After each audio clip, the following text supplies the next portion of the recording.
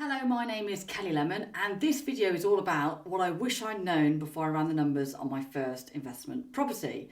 Now, I feel there could be a video for everything I wish I'd known before each property, because each property I've bought for one reason or another has had a challenge and things that I've learned from it. So they've been really good learnings, let's put it that way. But this particular video is about that first property. So my name is Kelly Lemon. I'm a buy-to-let landlord and I've got a property portfolio. So this is an area the last 20 years that I've known quite a lot about and I'm particularly interested in, let's just put it that way.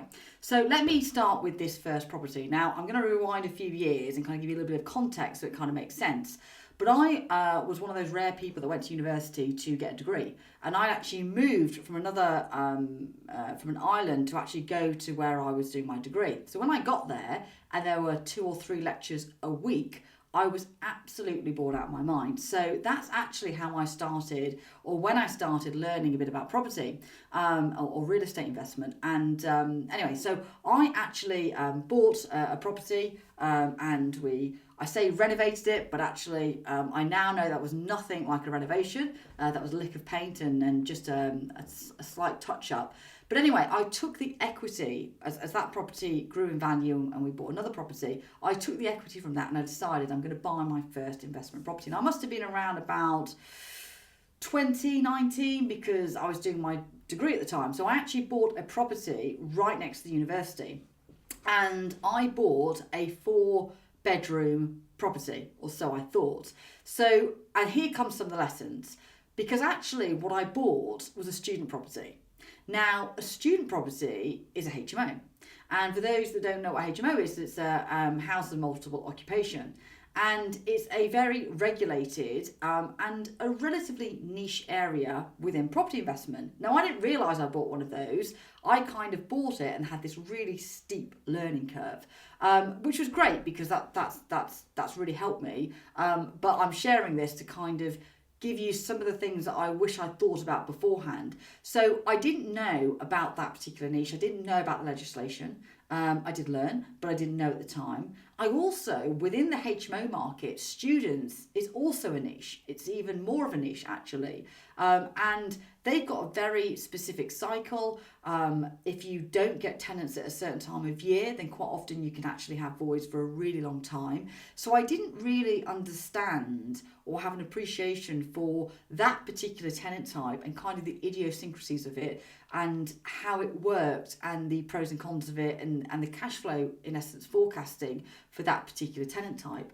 So that's one big thing that I wish I'd known before I went into it, because I didn't really know about the student letting cycle. I didn't really factor in voids. I didn't know about the costs and the upkeep that would be required for a licensed property.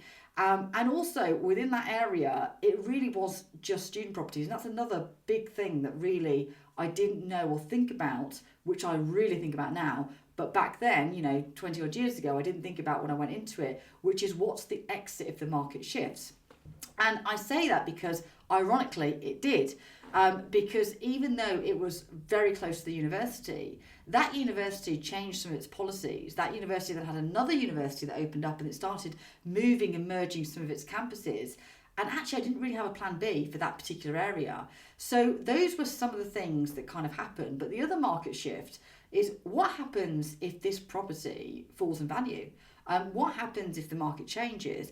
And ironically, with this particular property, a couple of years later, it did. In fact, around the country, in fact, around the globe, actually, we saw kind of an impact on property prices, but certainly in the UK, property prices dropped. And actually that property slipped into negative equity. And at the time, I thought that was the worst thing in the world. It was only when it carried on bringing in income that I realised, oh, okay, so negative equity is only really a problem when you sell a property. So those are kind of some of the things that I'd wish I'd known or thought about before I went in.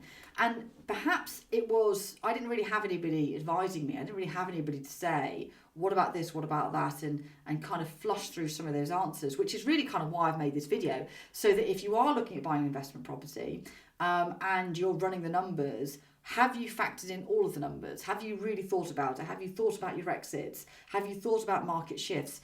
Do you know the tenant type, particularly if you're buying a property that's already got a tenant in it? And do you know the idiosyncrasies of that particular tenant type, or that if it's a niche?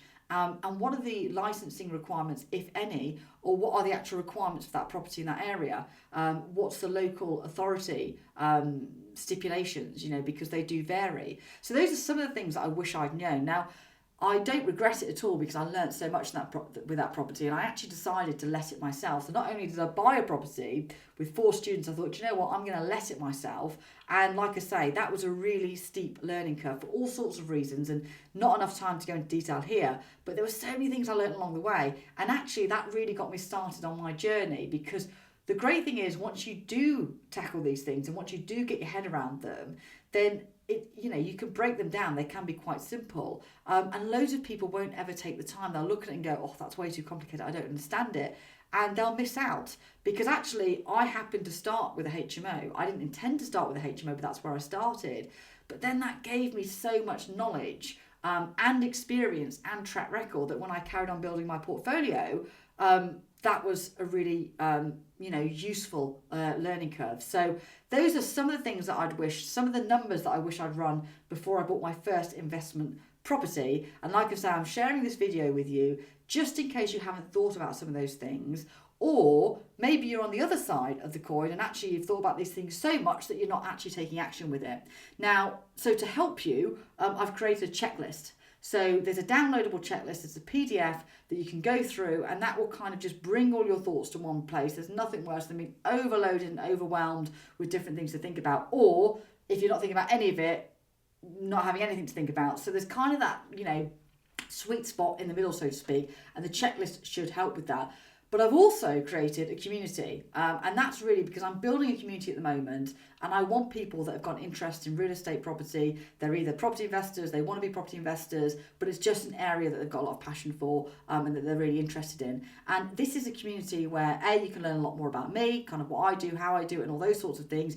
You can ask questions, but we can kind of build a peer group that are all interested in a similar sort of thing and kind of all helping one another, because property can be really lonely. When I bought that first property, I had nobody to ask. I had books, I had magazines that I was reading, but the challenge with those things is you can't ask questions, and it's great. There's loads of information. This video, there's loads of information now out there available on these sorts of things, but quite often whenever I'm consuming information, I want that sort of sense check, or I want to go back and ask questions, and that's really where a community can be really valuable. So I hope you get value from this video. I think you'll benefit tremendously from the checklist. Download that, that'll be with this video. And at the very least, join the community, because you're going to get a ton of value. So my name's Kelly Lemon. Those are some of the things that I wish I thought about when I bought my first investment property all those many, many years ago.